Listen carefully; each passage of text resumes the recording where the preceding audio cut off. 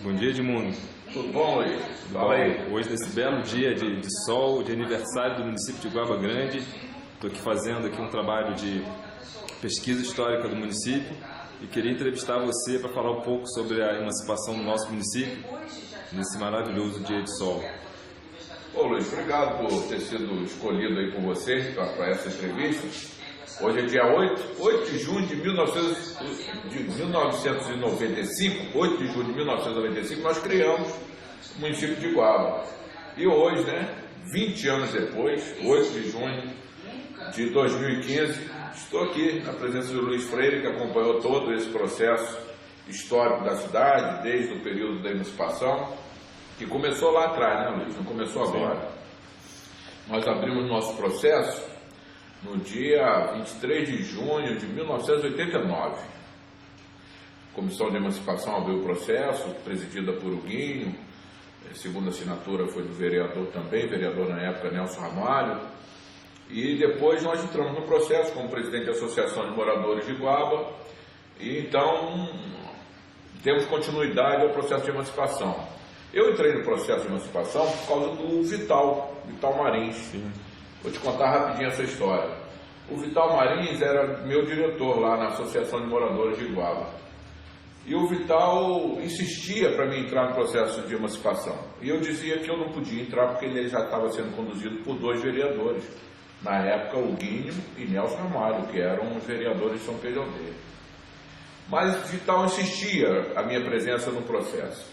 E eu dizia que eu não iria me envolver no trabalho dos vereadores. Bom, aí ele foi à casa da minha mãe, 1, 2, 3 vezes, e minha mãe vivia falando comigo: Edmundo, Vital disse que se você não entrar no processo, o processo pode não ter o sucesso que a gente quer, e a gente quer você envolvido, filho, vai lá, se envolve. Mas não posso, é coisa de vereador, os vereadores estão conduzindo. Bom, de tanto o Vital falar com a minha mãe, acabei atendendo o pedido da minha mãe e entrei no processo de emancipação. E ainda bem que eu entrei, porque o Guinho tinha muita habilidade para lidar com a coisa política.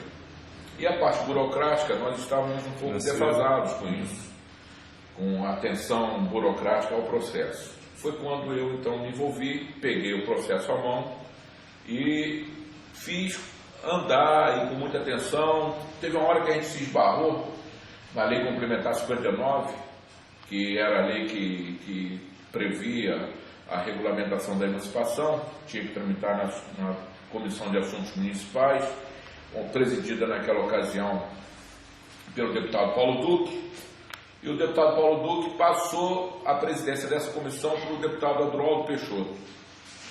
E o deputado Adroaldo Peixoto, então, nos recebeu muito bem no seu gabinete e começamos a andar com o processo. Eu então passei a acompanhar o processo de perto com o Guinho. Íamos quase todo dia à Assembleia Legislativa do Rio de Janeiro. Foram mais de 100, 130 viagens, quase 150 viagens ao Rio de Janeiro para fazer o processo de emancipação de Guaba tramitar na Assembleia Legislativa. E nessa ocasião, nós esbarramos num quesito muito importante, que era o quesito da condição financeira do distrito de se emancipar do município de São Pedro Aldeia. Na primeira certidão que nós tiramos, certidão fornecida pela Secretaria Estadual de Fazenda, eu lembro até do senhor, era o doutor José Maurício, uma pessoa que nos atendeu muito bem. Ele era secretário de Estado, e ele nos recebeu e puxou lá a certidão, deu 3 milésimos, a certidão do distrito de Guaba. Nós não conseguiríamos atingir o limite mínimo necessário, que era 5 milésimos da arrecadação estadual. Aí, nisso, nós viemos com essa certidão para Iguaba e foi um balde de água fria em todo mundo. Toda a comissão de emancipação, todas as pessoas que estavam envolvidas, elas realmente esfriaram, então não vai dar para Iguaba emancipar, porque não tem receita para emancipação. Bom, continuamos pensando numa solução, muito dividida esses pensamentos, eu e o Guinho, que estávamos ansiosos por resolver o problema. E aí encontrei na Lei Complementar 59 um parágrafo que dizia que poderia se somar ao ICMS, que era a certidão que o senhor José Maurício entregou para a gente, a receita de ITD e de IPVA. Pouca gente sabe o que é ITD. ITD é Imposto de Transmissão de Doação. E naquela ocasião, o de Iguaba Grande foi maior do que o de São Pedro de Aldeia, porque tinha acabado de morrer uma pessoa muito querida nossa, que era o senhor João Guimarães. Ele morreu e com a morte dele, os seus familiares teve que recolher esse imposto, o imposto de transmissão de doação, para inventariar os seus bens de Iguaba Grande. E naquela ocasião, como o senhor João Guimarães era um homem de muita posse, naquela ocasião o ITD de Iguaba foi maior do que o de São Pedro de Aldeia. Isso ficou registrado. E graças a Deus que ficou, né? Até hoje eu não abasteço meu carro em outro lugar.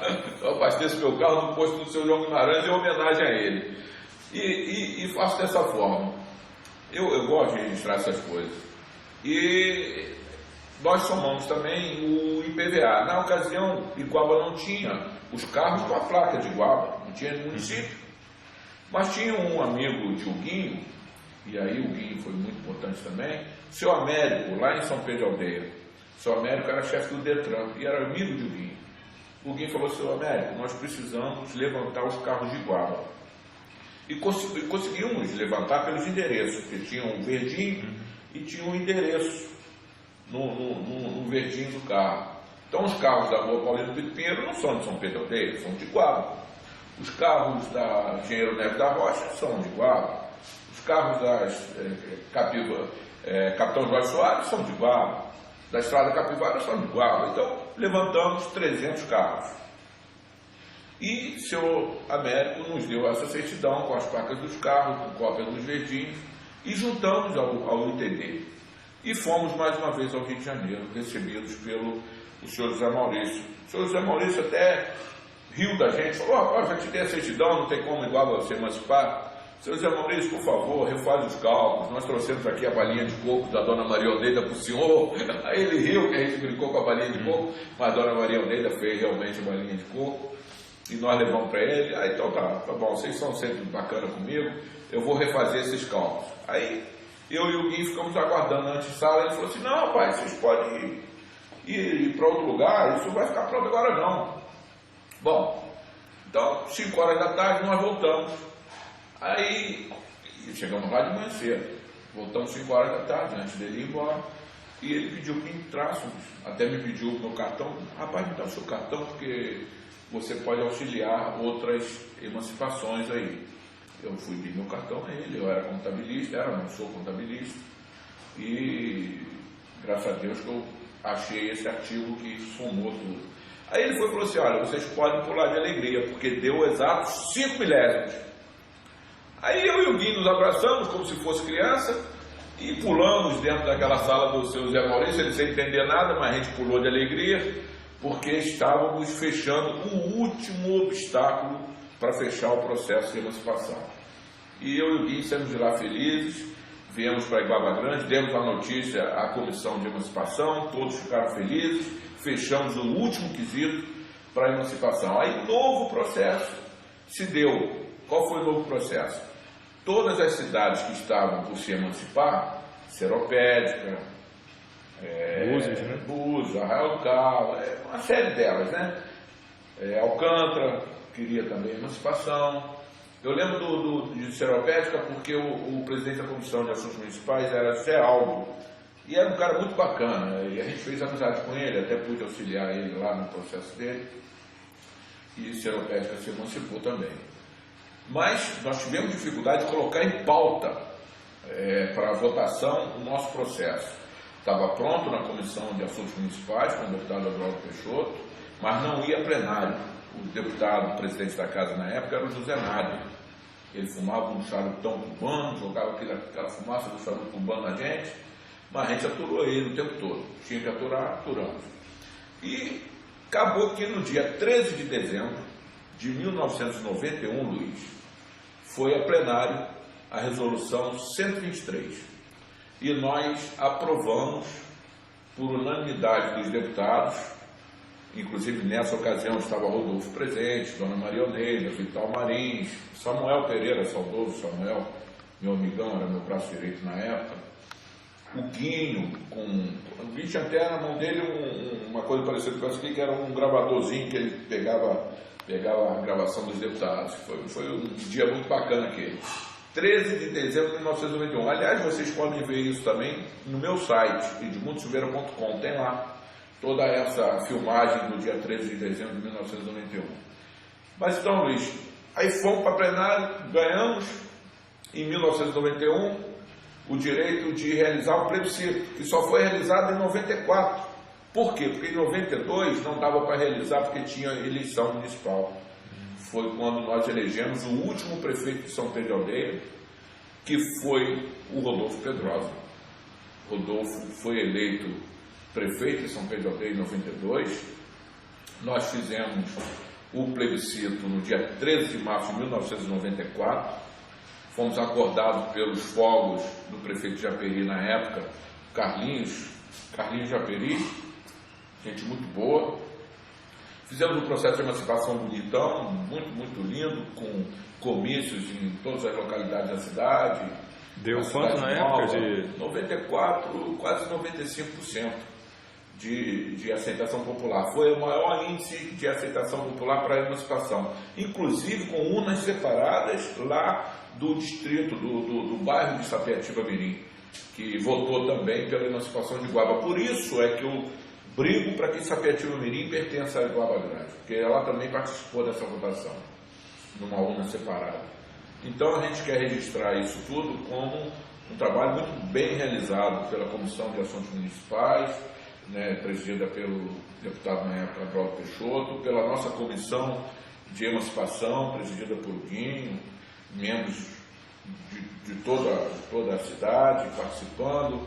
Eu, numa ocasião, fiquei com um mandato de vereador em São Pedro de Aldeia por um mês, quase 2 meses, e foi quando eu escolhi a data de criação de Iguaba, para o dia 8 de junho, aprovada pelos vereadores de São Pedro, aprovada aqui numa reunião que nós tivemos no Conselho para a Implantação do município de Iguaba Grande. Está até registrado também no meu site, na página 14, versos do livro de ata, tem lá a minha fala, quando eu solicitei que fosse criado no dia 8 de junho, que é para coincidir. Por quê? Porque Iguaba, Luiz, se criou o distrito por uma lei do senhor João Costa, João Clímaco da Costa, quando foi vereador em São Pedro de Aldeia. Criamos um distrito naquela ocasião, 8 de junho de 1954. Eu já imaginando o nosso brasão, eu imaginei o nome de Iguaba Grande, o 8 de junho no meio do brasão, o ano de 1954 da criação do distrito e o ano de 1995 da criação do município, assim completando o brasão. Então, foi uma data escolhida por mim na ocasião, sugerida por mim, e todos apoiaram, a comissão toda apoiou, para registrar essa data como uma data importante para Iguaba. Então hoje, dia 8 de junho, 20 anos depois da criação do nosso município, que foi no dia 8 de junho de 1995, estou aqui recebendo você com muita alegria, fiz essa abertura para falar como que foi o processo, mas se fosse falar mesmo, Luiz, você ia passar horas e horas falando com você. Iguaba nasceu em torno da nossa igreja, né, Luiz? Sim, nossa foi em torno da igreja Nossa Senhora da Conceição que se criou o distrito de Iguaba, né? Ela foi construída pelos jesuítas na época, 1768, se eu não me engano, e em torno dela que começou a se formar o povoado de Iguaba Grande. Né? Bacana isso, porque... Ela é patrimônio municipal ou da Igreja Católica? Ela é patrimônio, ela é tombada pelo Unesco, né? Pelo IFAM, né? IFAM, desculpa, pelo IFAM. Ela é tombada, ela é patrimônio da Igreja Católica, né? Mas é uma coisa bacana da gente registrar como se formou o povoado de Iguaba. Aqui é minha família, Luiz. Sim. Minha esposa, Jacira, minha filha Ana, que dia 6 agora de 2015 fez 25 anos, Gentilzinho, meu mais novo, tem 23 anos, aqui sou eu, e 2 engenheiros, né? Ana se formou agora, engenheira de computação, e Gentil está se formando na UF, engenheiro de telecomunicações. Ana se formou na UERJ. Está na segunda faculdade agora, está fazendo agora Relações Internacionais. Muito bom. No Fundão. Eu gostaria de saber também um pouco dos seus trabalhos aí, da sua história, porque no caso não é só fazer uma entrevista do município, é saber também desse município bacana que é você, que conhece toda essa história, que tem um trabalho aí relevante para a gente poder registrar. Bom, eu agora trabalho aqui, né, Luiz? Boa parte do meu dia, eu tenho um trabalho em Rio das Ostras, eu tenho um trabalho no escritório dos meus irmãos, que eu ajudo eles lá, acessório, presido Palmeiras hoje, né? Recuperei aquele clube que estava depredado, você conheceu tudo, fez foto. No ano que vem, completa 60 anos do Palmeiras, 70 anos. 70 anos do Palmeiras no ano que vem. 10 de janeiro de 1946, foi quando foi fundado o Palmeiras. Hoje eu estou no meu 4º mandato de presidente no Palmeiras e já sou o cara que mais presidiu o Palmeiras, mais anos presidiu o Palmeiras, desde 1946 até 2015 eu sou o presidente que administrou o Palmeiras por mais anos. E eu vou agora tirar a piscina do Palmeiras e vou fazer o Campo Novo do Palmeiras, Campo Grande. Bom, daqui a pouco estou falando do Palmeiras, Luiz. Vou te mostrar. Você quer conhecer onde eu estou trabalhando? Sim, vamos lá.